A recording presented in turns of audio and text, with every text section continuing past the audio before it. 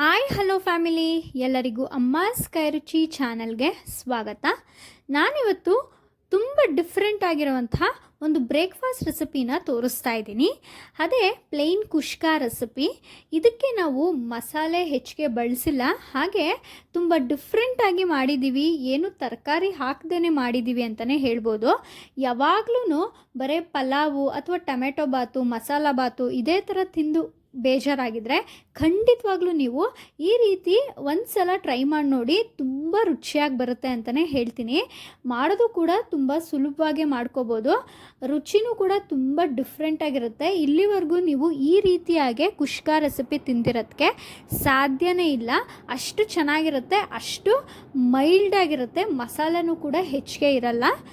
ಮಕ್ಳಿಗೂ ಇಂದ ಹಿಡಿದು ವಯಸ್ಸಾಗಿರೋರಿಗೂ ಕೂಡ ತುಂಬ ಇಷ್ಟ ಆಗಿ ತಿನ್ನುವಂಥ ಒಂದು ರೈಸ್ ಬಾತ್ ರೆಸಿಪಿ ಅಂತ ಹೇಳ್ತೀನಿ. ಹಾಗಾದರೆ ಬನ್ನಿ, ಈ ಪ್ಲೇನ್ ಕುಷ್ಕಾ ರೆಸಿಪಿನ ಮಾಡೋದಕ್ಕೆ ಏನೆಲ್ಲ ಬೇಕು ನೋಡೋಣ. ಇಲ್ಲಿ ನಾವು 2 ಲೋಟ ಅಕ್ಕಿನ ತಗೊಂಡಿದ್ದೀವಿ. ಹಾಗೆ ಇಲ್ಲಿ ಸ್ವಲ್ಪ ಒಂದು ಮುಷ್ಟಿಯಷ್ಟು ಕೊತ್ತಂಬರಿ ಸೊಪ್ಪು, ಹಾಗೆ ಒಂದು ಮುಷ್ಟಿಯಷ್ಟು ಪುದೀನ ಸೊಪ್ಪನ್ನು ತಗೊಂಡಿದ್ದೀವಿ. ಸ್ವಲ್ಪ ಕರ್ಬೇವಿನ ಸೊಪ್ಪನ್ನು ಬಳಸಿದ್ದೀವಿ. ಹಾಗೆ ಒಂದು 5 ಒಣಮೆಣಸಿನ್ಕಾಯಿನ ಬಳಸಿದ್ದೀವಿ. ಇಲ್ಲಿ ಬೇಕಾದರೆ ನೀವು ಹಸಿಮೆಣಸಿನ್ಕಾಯಿನೂ ಕೂಡ ಬಳಸ್ಕೋಬೋದು. 1 ಗಡ್ಡೆ ಬೆಳ್ಳುಳ್ಳಿನ ತೊಗೊಂಡಿದ್ದೀವಿ. ಹಾಗೆ ಒಂದು ಅರ್ಧ ಹೋಳಷ್ಟು ಶುಂಠಿನ ನಾವಿಲ್ಲಿ ಬಳಸಿದ್ದೀವಿ. ಒಂದು 2 ಈರುಳ್ಳಿನ ಉದ್ದಕ್ಕೆ ಕಟ್ ಮಾಡಿಟ್ಕೊಂಡಿದ್ದೀವಿ. ಹಾಗೆ ಚಿಕ್ಕ ಸೈಜು ಒಂದು 2 ಟೊಮ್ಯಾಟೋನ ಕೂಡ ಉದ್ದಕ್ಕೆ ಕಟ್ ಮಾಡಿಟ್ಟಿದ್ದೀವಿ. ಇಲ್ಲಿ ಒಂದು ಸ್ವಲ್ಪ ಗೋಡಂಬಿನ ಕೂಡ ತೊಗೊಂಡಿದ್ದೀವಿ. ಗೋಡಂಬಿ ಹಾಕೋದ್ರಿಂದ ರುಚಿ ತುಂಬ ಚೆನ್ನಾಗಿರುತ್ತೆ. ಇಲ್ಲಿ ನಾವು ಎಲ್ಲ ಪಲಾವ್ ಸಾಮಾನು ಕೂಡ ಬಳಸಿದ್ದೀವಿ. ಯಾವ್ದ್ಯಾವುದು ಅಂದರೆ ಸ್ಟಾರ್ ಹೂವು, ಮರಾಠಿ ಮೊಗ್ಗು, ಹಾಗೆ ಚಕ್ಕೆ, ಲವಂಗ, ಏಲಕ್ಕಿ, ಹಾಗೆ ಒಂದು ಅರ್ಧ ಟೇಬಲ್ ಸ್ಪೂನಷ್ಟು ಸೋಂಪು ಮತ್ತು ಪಲಾವ್ ಎಲೆ ಕೂಡ ಬಳಸಿದ್ದೀವಿ. ಇಷ್ಟು ಪಲಾವ್ ಸಾಮಾನುಗಳು ಎಲ್ಲನೂ ಕೂಡ ಒಂದು ಸ್ವಲ್ಪ ಬಳಸ್ಕೋಬೇಕಾಗತ್ತೆ. ಹಾಗೆ ಸ್ವಲ್ಪ ಒಗ್ಗರಣೆಗೆ ಕರ್ಬೇವಿನ ಸೊಪ್ಪನ್ನು ಕೂಡ ತೊಗೊಂಡಿದ್ದೀವಿ. ಒಂದು 1/4 ಟೇಬಲ್ ಸ್ಪೂನಷ್ಟು ಅರಿಶಿನ ತೊಗೊಂಡಿದ್ದೀವಿ.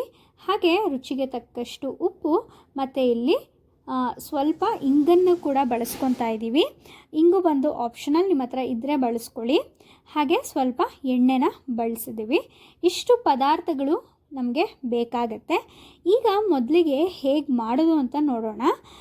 ಒಂದು ಬಾಣಲಿಗೆ ಒಂದು 3ರಿಂದ 4 ಟೇಬಲ್ ಸ್ಪೂನಷ್ಟು ಎಣ್ಣೆನ ಹಾಕ್ಕೊಂಡು ನಾವಿಲ್ಲಿ 1 ಗಡ್ಡೆ ಬೆಳ್ಳುಳ್ಳಿ, ಹಾಗೆ ಒಂದು ಅರ್ಧ ಹೋಳಷ್ಟು ಶುಂಠಿ ಮತ್ತು ಖಾರಕ್ಕೆ ಒಂದು 5ರಿಂದ 6 ಒಣಮೆಣಸಿನ್ಕಾಯಿನ ಇಲ್ಲಿ ಎಣ್ಣೆಯಲ್ಲಿ ಫ್ರೈ ಮಾಡ್ಕೊತಾ ಇದ್ದೀವಿ. ಇಲ್ಲಿ ಹಸಿಮೆಣಸಿನ್ಕಾಯಿ ಇಷ್ಟಪಡೋರು ಹಸಿಮೆಣಸಿನ್ಕಾಯಿನೂ ಕೂಡ ಬಳಸ್ಕೋಬೋದು, ತುಂಬ ಚೆನ್ನಾಗಿರುತ್ತೆ. ಇದ್ರ ಜೊತೆಗೇ ಒಂದು ಮುಷ್ಟಿಯಷ್ಟು ಕೊತ್ತಂಬರಿ ಸೊಪ್ಪು, ಹಾಗೆ ಸ್ವಲ್ಪ ಕರ್ಬೇವಿನ ಸೊಪ್ಪು ಮತ್ತು ಒಂದು ಮುಷ್ಟಿಯಷ್ಟು ಪುದೀನ ಸೊಪ್ಪನ್ನು ಕೂಡ ಹಾಕೋತಾ ಇದ್ದೀವಿ. ಇಲ್ಲಿ ಕೊತ್ತಂಬರಿ ಸೊಪ್ಪು ಮತ್ತು ಪುದೀನ ಸೊಪ್ಪು ಎರಡೂ ಕೂಡ ಸಮಭಾಗದಲ್ಲೇ ಹಾಕ್ಕೊಳ್ಳಿ, ಈಕ್ವಲಾಗಿ ಹಾಕ್ಕೊಳ್ಳಿ. ರುಚಿ ತುಂಬ ಚೆನ್ನಾಗಿ ಬರುತ್ತೆ ನೋಡಿ. ಇವೆಲ್ಲನೂ ಕೂಡ ಹಾಕೊಂಡ್ಮೇಲೆ ಇದನ್ನು ಚೆನ್ನಾಗಿ ಎಣ್ಣೆಯಲ್ಲಿ ನಾವು ಫ್ರೈ ಮಾಡ್ಕೋಬೇಕಾಗತ್ತೆ.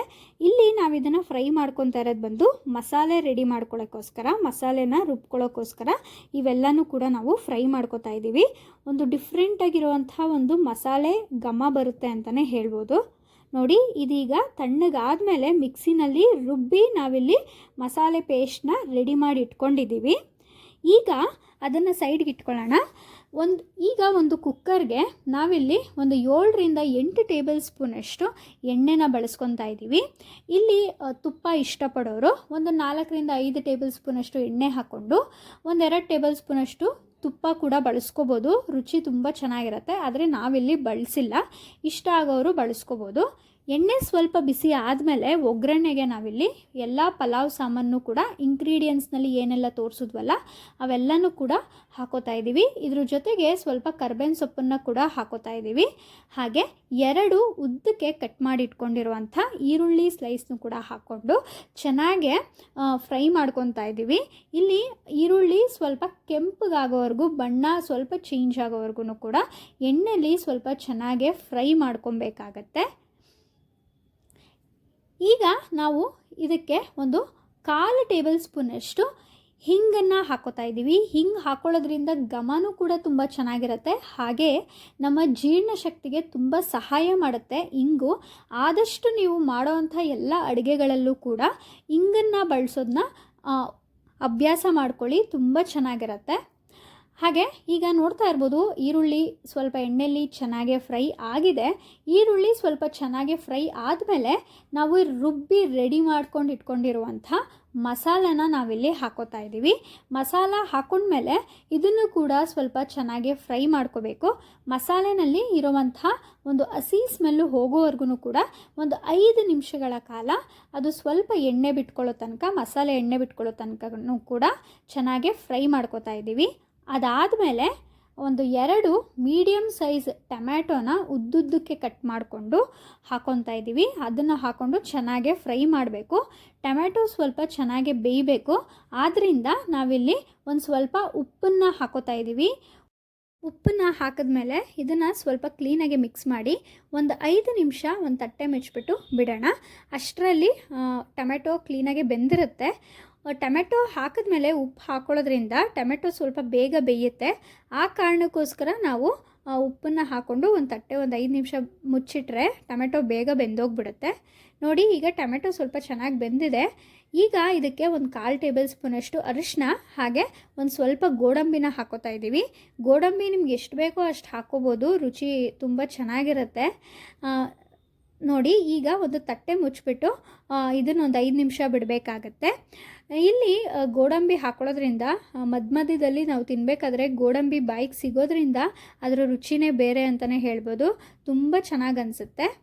ಈಗ ನಾವು ಇದಕ್ಕೆ ನೀರನ್ನು ಹಾಕೋತಾ ಇದ್ದೀವಿ. ಇಲ್ಲಿ ನಾವು 2 ಲೋಟ ಅಕ್ಕಿನ ಬಳಸಿರೋದ್ರಿಂದ ಅದೇ ಲೋಟದಲ್ಲಿ, ಯಾವ ಲೋಟದಲ್ಲಿ ಅಕ್ಕಿ ತೊಗೊಂಡಿರ್ತೀವಲ್ಲ ಅದೇ ಲೋಟದಲ್ಲಿ 4 ಲೋಟದಷ್ಟು ನೀರನ್ನು ಹಾಕೋತಾ ಇದ್ದೀವಿ. ನೀರು ಹಾಕಿದ್ಮೇಲೆ ಇದನ್ನು ಸ್ವಲ್ಪ ಚೆನ್ನಾಗೆ ಮಿಕ್ಸ್ ಮಾಡ್ಕೋಬೇಕಾಗತ್ತೆ. ನೀರು ಹಾಕಿದ್ಮೇಲೆ ಇದು ಚೆನ್ನಾಗಿ ಕುದಿ ಬರೋ ತನಕನೂ ಕೂಡ ನೀವು ಬಿಡಬೇಕಾಗತ್ತೆ. ಈಗ ಆಗಲೇ ನಾವು ಒಂದು ಸಲ ಉಪ್ಪನ್ನು ಹಾಕ್ಕೊಂಡಿದ್ದೀವಿ.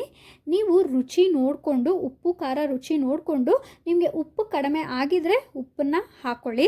ಇಲ್ಲಿ ನಮ್ಗೆ ಸ್ವಲ್ಪ ಉಪ್ಪು ಕಡಿಮೆ ಆಗಿತ್ತು, ಆದ್ದರಿಂದ ಉಪ್ಪನ್ನು ಹಾಕ್ಕೊಂಡಿದ್ದೀವಿ. ನೋಡಿ, ಇದು ಈಗ ಚೆನ್ನಾಗಿ ಕುದಿ ಬರಬೇಕು. ಇದು ಚೆನ್ನಾಗಿ ಕುದಿ ಬರಬೇಕಾದ್ರೆ ನಾವು ಇದಕ್ಕೆ ಅಕ್ಕಿನ ಹಾಕೋತಾ ಇದ್ದೀವಿ. ಅಕ್ಕಿನ ಕ್ಲೀನಾಗೆ ತೊಳೆದು ಹಾಕೊತಾ ಇದ್ದೀವಿ. ಇಲ್ಲಿ ನಾವೊಂದು ಅರ್ಧ ಲೋಟದಷ್ಟು ಬಾಸುಮತಿ ಅಕ್ಕಿನೂ ಕೂಡ ಮಿಕ್ಸ್ ಮಾಡ್ಕೊಂಡಿದ್ದೀವಿ. ನೀವು ಕೂಡ 1 ಲೋಟದಷ್ಟು ಮಾಮೂಲಿ ಅಕ್ಕಿ, ನೀವು ಬಳಸೋವಂಥ ಅಕ್ಕಿ, ಹಾಗೆ 1 ಲೋಟದಷ್ಟು ಬಾಸುಮತಿ ಅಕ್ಕಿ ಹಾಕ್ಕೊಳ್ಳೋದ್ರಿಂದ ರುಚಿ ತುಂಬ ಚೆನ್ನಾಗಿ ಬರುತ್ತೆ. ಈ ಪ್ಲೇನ್ ಕುಷ್ಕಾಗೆ ಬಾಸುಮತಿ ಅಕ್ಕಿಯಲ್ಲೇ ಮಾಡೋದ್ರಿಂದನೂ ಕೂಡ ಅದೂ ಕೂಡ ರುಚಿ ತುಂಬ ಚೆನ್ನಾಗಿರುತ್ತೆ. ನೋಡಿ, ನಾವು ಅಕ್ಕಿನ ಹಾಕೊಂಡ್ಮೇಲೆ ಕ್ಲೀನಾಗೆ ಒಂದು ಸಲ ಸೌಟ್ನಲ್ಲಿ ಮಿಕ್ಸ್ ಮಾಡ್ಕೊಳ್ಳೋಣ. ಅಕ್ಕಿ ಹಾಕಿದ್ಮೇಲೆ ಇದನ್ನು ಕೂಡ ಚೆನ್ನಾಗೆ ಕುದಿ ಬರೋ ತನಕನೂ ಕೂಡ ಸ್ಟವ್ನ ಲೋ ಫ್ಲೇಮ್ನಲ್ಲಿ ಇಟ್ಕೊಂಡು ನೀವು ಚೆನ್ನಾಗೆ ಕುದಿ ಬರೋ ತನಕ ಬಿಡಬೇಕಾಗತ್ತೆ. ಈ ರೀತಿ ಕುದಿ ಬಂದ ಮೇಲೆ ನಾವು ಕುಕ್ಕರ್ ನೆಟ್ಟನ್ನು ಕ್ಲೋಸ್ ಮಾಡೋದ್ರಿಂದ ಆ ಮಸಾಲೆ ಅನ್ನೋದು ಅಕ್ಕಿಗೆ ಚೆನ್ನಾಗಿ ಹಿಡಿದಿರುತ್ತೆ. ಹಾಗೆ ಒಂದೇ ಜಾಗದಲ್ಲಿ ಮಸಾಲೆ ಅನ್ನೋದು ಇರಲ್ಲ, ಎಲ್ಲದಕ್ಕೂ ಕ್ಲೀನಾಗೆ ಸ್ಪ್ರೆಡ್ ಆಗಿರುತ್ತೆ.